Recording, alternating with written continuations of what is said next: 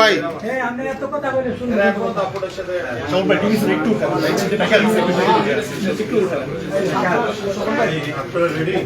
এত না কেন লাগছে আমরা দেখা দাও কি দরকার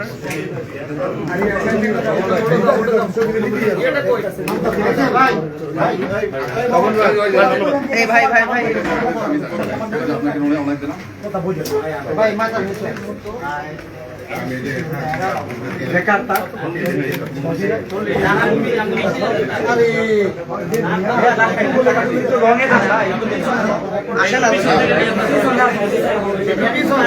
কিন্তু ভালো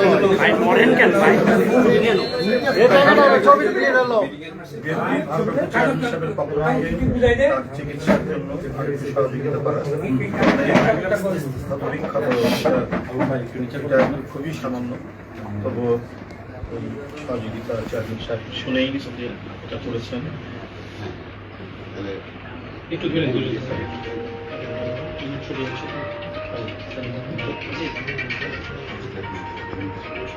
ঠিক আছে ওকে ওকে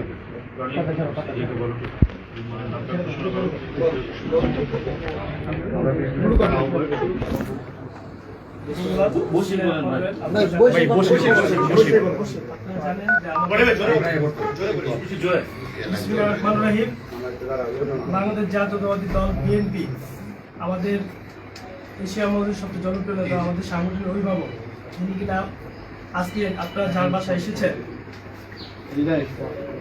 তরুণ ভূঁইয়া ওনার মতো সারা বাংলাদেশে যারা যে একটি সংগঠন হয়েছে আমরা বিএনপি পরিবার এই পরিবার থেকে সারা বাংলাদেশের নিরীহ নির্যাতিত নিপীড়িত মানুষের পাশে তারা সবসময় দাঁড়িয়ে থাকে তা আমাদের নেতা জনাব তারেক রহমানের নির্দেশে আজকে যিনি উপস্থিত হয়েছেন যিনি কিনা সারা বাংলাদেশে টেকটাপ থেকে তেঁতুলিয়া রূপসাজ থেকে পাতুলিয়া ঢাকা নারায়ণগঞ্জ চিটাগাং সিলেট সর্বস্তরে যে কোনো সময় যে কোনো পরিস্থিতিতে এই বিএনপি পরিবার পক্ষ থেকে যাকে যখন তাকে বলা হয় তিনি সবসময় দ্রুত চলে যান যেটি কিনা আমি যতটুকু জানি যে রাত্রে আমাদের তারেক রহমান বিএনপি পরিবারের যিনি প্রতিষ্ঠাতা আতিকুর রহমান রুমন ভাইকে যখন বলেন রুমন ভাই তাকে যখন মেসেজ দেন তিনি সাথে সাথে আজকে সকালে চলে এসেছেন এই জন্য আমরা নারায়ণগঞ্জবাসী এবং নারায়ণগঞ্জের বিএনপি পক্ষ থেকে তাকে ধন্যবাদ জানাচ্ছি এই পর্যায়ে আপনাদের মাঝে সংক্ষিপ্ত আকারে বক্তব্য রাখবেন আতিকুর রহমান রুমন ভাই যিনি বিএনপি পরিবারের সারা বাংলাদেশে যিনি বিএনপি পরিবারের মাধ্যমে নিরীহ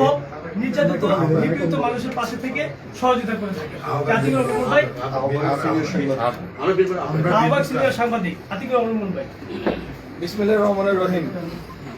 এখানে তেমন বলার কিছু না, আপনারা দেখতেই পাচ্ছেন আওয়ামী লীগের দুঃশাসনের একটি বড় চিহ্ন। আওয়ামী লীগ কিরকম দুঃশাসন করেছে, কিরকম নির্যাতন করেছে বিএনপি ছাত্র দল, যুব দল এবং অন্যান্য সংগঠনের নেতৃবৃন্দ এবং কর্মীদের। ওনারা শুধু কর্মী নেতাদের সমর্থকদের ছাড়েন, যারাই তাদের বিরুদ্ধে যারাই তাদের এর প্রতিবাদ করেছে তাদেরকেই, তারা হোক সাধারণ মানুষ হোক বিএনপির কর্মী, সেটা বাঁচেনি। আওয়ামী লীগ দেখেছে তাদের বিরুদ্ধে কথা বললেই, তাদের স্বার্থের আঘাত হলেই তার উপরে নেমে এসেছে নির্যাতন। আজকে উনি কিন্তু এমন পর্যায়ের নেতা না আমাদের, যে কেন্দ্রীয় নেতা বা অনেক বড় ভূমিকা রাখতেছে, উনি এমন পর্যায়ের নেতা না। ওনাকে যেভাবে ক্ষতবিক্ষত করা হয়েছে, তাহলে মনে করেন আমাদের নেতাদের যদি সেরকম ইয়েতে পাইতো তাহলে কি করত। এবং আমাদের, আপনারা খুব ভালো করে জানেন যে আমাদের জাতীয় সংসদ সদস্য এম ইলিয়াস আলী, তারপরে হিরু, ওনাদেরকেও কিন্তু ছাড়েনি, ওনাদেরকে গুম করা হয়েছে, আপনারা খুব ভালোভাবে জানেন, আপনারা দেখতেই পাচ্ছেন। আর যে সন্ত্রাসীরা এখনো এগুলো করেও ঘোরাফেরা করতেছে শুনতেছি আমরা, এর প্রতিবাদ জানাই। স্থানীয় বিএনপি এবং প্রশাসনকে আমরা অনুরোধ করব। আর প্রশাসনকে কি অনুরোধ করব, প্রশাসন তো এখনো আওয়ামী লীগ প্রশাসনই রূপ নিয়ে আছে। এখনো মনে হয় প্রশাসনকে দেখলে যে আওয়ামী লীগের প্রশাসন, কি মন্ত্রণালয়, কি থানা, কি অন্যান্য প্রশাসন, অন্যান্য ইয়ে। আমি দাবি জানাবো অচিরেই এইসব সন্ত্রাসীদের গ্রেপ্তার করবে। এবং উনি আমাকে খুব আকুতি করেছিলেন একটা, সেটা হচ্ছে ওনার চিকিৎসার থেকে ওনার সেফ, মানে উনি যে এখনো একটা ইয়েতে আছে, ভীত সন্তুষ্ট অবস্থায় আছে, নিরাপত্তা, এবং তাকে হুমকি দেওয়া হয়েছে যে উনি এখনই আপনার সামনে বলতেছেন, দেখেন যে ওনার ডান হাত কেটে ফেলা হয়েছে, বাম হাত আবার কেটে ফেলা হবে। তাহলে প্রতিনিয়ত এখনো এরকম হুমকির সম্মুখীন, এবং সে জীবনের আমাকেই বলেছে যে তার চিকিৎসা থেকে জীবনের নিরাপত্তাটাই পাচ্ছে না এখনো। তা আপনারা সহযোগিতা করবেন, আপনারা যে সাংবাদিক আছেন আপনাদের মাধ্যমে যেন উনি মানে সন্ত্রাসীদের হাত থেকে রেহাই পায়, আপনারা খেয়াল রাখবেন ওনার। আপনারা যেন লোকাল নেতা আছেন তাদেরকে অনুরোধ করব ওনার দিকে আপনারা খেয়াল রাখবেন। আর আমরা ওনার চিকিৎসার জন্য ওনার সাথে থাকবো। আমরা বিএনপি পরিবার, জনাব তারেক রহমান ওনার এই অবস্থা দেখে সঙ্গে সঙ্গে আমাকে বলেছে, এবং আমাদের সিনিয়র নেতা আমাদের বিএনপি প্রথম যুগ্ম মহাসচিব রুহুল কবির রিজভী ভাইকে বলেছেন, আমরা কিন্তু গতকালকে শুনেছি, এবং আজকে সকালবেলা আমরা চলে আসছি। তা আমরা বিএনপি পরিবার সবসময় এসব অসহায় পরিবারের পাশে থাকবো, আছি, ইনশাল্লাহ থাকবো। তো সবাইকে ধন্যবাদ। এই পর্যায়ে আপনাদের মাঝে বক্তব্য রাখবেন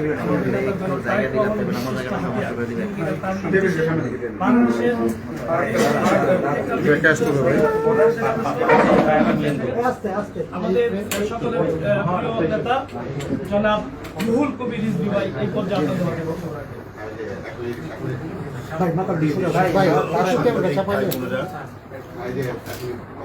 এখানে উপস্থিত রয়েছেন আমরা বিএনপি পরিবারের আহ্বায়ক বিশিষ্ট সাংবাদিক আতিকুর রহমান রুম্মন, আমরা বিএনপি পরিবারের উপদেষ্টা ইঞ্জিনিয়ার সেলিম, উপস্থিত আছে নারায়ণগঞ্জ জেলা যুব দলের সদস্য সচিব রনি সহ নারায়ণগঞ্জের বিভিন্ন পর্যায়ের নেতাকর্মী।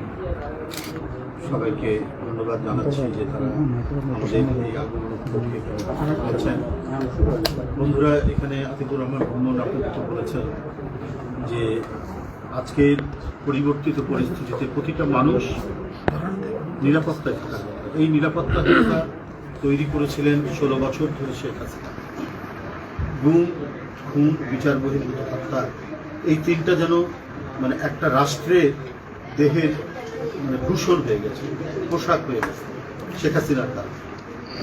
তো সেখান থেকে মানুষ পরিত্রাণ চেয়েছে, মানুষ বাঁচতে চেয়েছে, মানুষ তার সন্তানদেরকে স্কুলে পাঠিয়ে বা বাইরে কোনো কাজে পাঠিয়ে তারা আবার ফিরে আসবে, এই প্রত্যাশা মানুষ করেছে, এই প্রার্থনা মানুষ করেছে।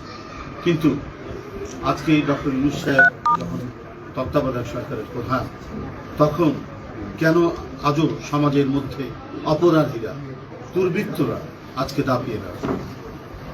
আমরা শুনেছি যে 4 জনের পরামর্শে শেখ হাসিনা সকল অপরাধমূলক কাজ করেছে। ওবায়দুল কাদের, সালমান এফ রহমান, আনিসুল হক, এই আপনারা আরো যারা এখানে রয়েছেন, আরো একজন আছেন স্বরাষ্ট্রমন্ত্রী আসাদুজ্জামান কামাল, এই গ্যাং অফ 4 এরা যত হত্যা, তার একজন নিরাপত্তা উপদেষ্টার নাম তারেক সিদ্দিকী। তিনি প্রধানমন্ত্রী, তৎকালীন অবৈধ প্রধানমন্ত্রী শেখ হাসিনাকে পরামর্শ দিয়েছেন যে কিছু লোককে মেরে ফেলুন, কিছু লোক মারা গেলে পরেই আন্দোলন ভয় পেয়ে যাবে, থামিয়ে যাবে। এটা কোনো সভ্য দেশের সরকার হতে পারে? এটা কোনো সভ্যতার লক্ষণ হতে পারে? এটা কোনো সরকারের ন্যূনতম যাদের মধ্যে আইনি চেতনা আছে তাদের কি এটা বৈশিষ্ট্য হতে পারে? কিন্তু তাই ছিল। উপদেষ্টারা তার নেত্রীকে উপদেশ দিচ্ছেন, আর তার নেত্রী কি বলছেন যে দরকার হলে তোমরা আকাশ থেকে বোম্বিং করো, হেলিকপ্টার থেকে বোম্বিং করো। কয়েকদিন ধরে আপনারা পত্রিকায় দেখুন এই কথাগুলো, একবারই অডিও একে অপরের সাথে যে তারা কথা বলছেন, মেয়র তাপসের সাথে কথা বলছেন, তারপরে আরো অনেকের সাথে কথা বলছেন, তার মধ্যে স্পষ্টভাবে এই কথাগুলো বলছে। একেবারে যাদের মনোবৃত্তি খুনির, যাদের মনোবৃত্তি ডাকাতের, যাদের মনোবৃত্তি রক্ত পিপাসা যাদের মেটে না, রক্ত তৃষ্ণা যাদের সবসময় রয়েছে, তারা দেশ পরিচালনা করছে। তারা ক্ষমতাকে ধরে রাখার জন্য নিজ দেশে শিশু সন্তান, তরুণ সন্তান, primary school, high school, college, বিশ্ববিদ্যালয়ে কাউকে বাদ রাখেন। 1400, 1500 ছেলে মেয়েদেরকে হত্যা করেছে, রিক্সাওয়ালাকে হত্যা করেছে, শ্রমিককে হত্যা করেছে, 450 বিএনপি নেতা কর্মীকে হত্যা করেছে, ছাত্র দলের 142 জন ছাত্র কর্মীকে তারা হত্যা করেছে, ছাত্র দলের হত্যা করেছে।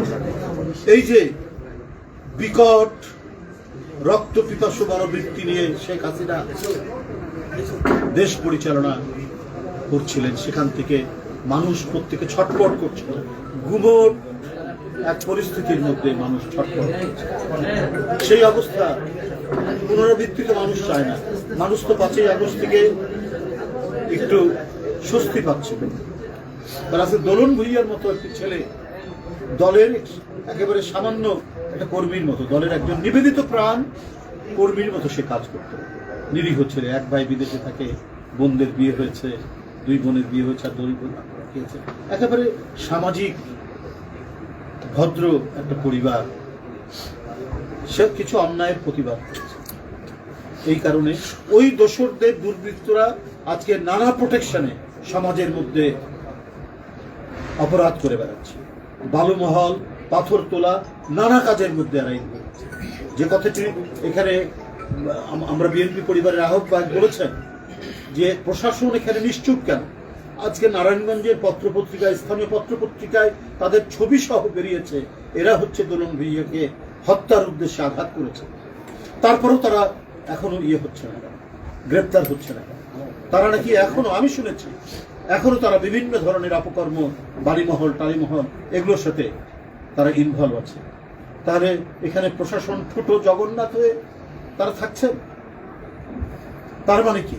আজকে যে অভিযোগটা উঠেছে যে প্রশাসনের বিভিন্ন স্তরে স্তরে আওয়ামী লীগের দোসররা তারা আছে, এবং এই অন্তর্বর্তীকালীন সরকার এবং গণতন্ত্রের বিজয়ের মধ্যে দিয়ে যে মানুষের প্রত্যাশা, শান্তির সহাবস্থান তৈরি করা, এটাকে নস্যাৎ করার একটি পরিকল্পিত প্রচেষ্টা চলছে। বন্ধুরা, এই প্রচেষ্টা নস্যাৎ করতে হবে। আমি আজকে আপনাদের সামনে এই মানে হত্যার উদ্দেশ্যে যাকে আঘাত করা হয়েছে, গোটা শরীর যার ক্ষতবিক্ষত, তার সামনে বলছি যে এই দায় কিন্তু প্রশাসনে যারা আছে, যারা প্রোটেকশন দিচ্ছে এই সমস্ত মানে আঘাতকারীদের, এই সমস্ত দুর্বৃত্তদের, তারা যেই হোক তাদেরকে স্থানীয় প্রশাসন গ্রেপ্তার করছেন না কেন? এই প্রশ্ন আজকে সবার। আমাদের দাবি অবিলম্বে আজকের মধ্যে আমরা তাদের গ্রেপ্তার দেখতে চাই। এখানে যদি আর একটা ঘটনা যদি কিছু ঘটে, এর জন্য দায়ী থাকবে নারায়ণগঞ্জের স্থানীয় প্রশাসন। এত বলার পর সংবাদপত্রের সাংবাদিকরা এত সুস্পষ্টভাবে সবকিছু দেখার পরেও তারা যদি দাপিয়ে বেড়ায়, তাহলে এর জন্য দায়ী। আর যদি তাদেরকে কোনো শক্তিশালী কেউ প্রোটেকশন দেয়, তাহলে আপনার প্রশাসনের ব্যক্তিরা আপনারা জানান এটা, যে এই সমস্ত ব্যক্তিরা তাকে প্রোটেকশন দিচ্ছে, এই সমস্ত দুর্বৃত্তদেরকে। আমাদেরকেও যারা, আমরা আরো বেশি আইনি প্রক্রিয়া, সে যদি দলেরও কোনো লোক হয়, সে সাংগঠনিক, চূড়ান্ত সাংগঠনিক ব্যবস্থা দল থেকে চিরদিনের জন্য তাকে বহিষ্কার করা হবে। যেটা আমরা সারা বাংলাদেশে যে ব্যবস্থা নিয়েছি, সেই ব্যবস্থা থেকে ফিরে যাবে না। এরা দুর্বৃত্ত, এরা শুধুমাত্র মানে দখল এবং চাঁদাবাজির সাথে যুক্ত। এদের সাথে কোনো, আমি মনে করি গণতন্ত্রকামী কোন দল এরা স্থানীয়ভাবে বিভিন্ন দলের আশ্রয় নেয়।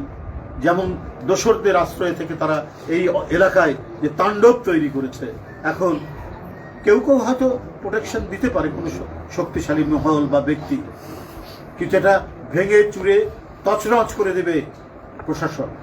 এবং এখানে যদি বিএনপির কেউ যদি, আমি মনে করি প্রশাসনকে টেলিফোন করে তাদের জন্য, আপনারা আমাদেরকে জানাবেন। আমরা সে যতই পাওয়ারফুল নেতা হোক না কেন, তার বিরুদ্ধে আমরা ব্যবস্থা নেব। এবং এই ব্যাপারে আমাদের ভারপ্রাপ্ত চেয়ারম্যান জনাব তারেক রহমান এবারে কঠোর পদক্ষেপ নেওয়ার জন্য তিনি বলে দিয়েছেন।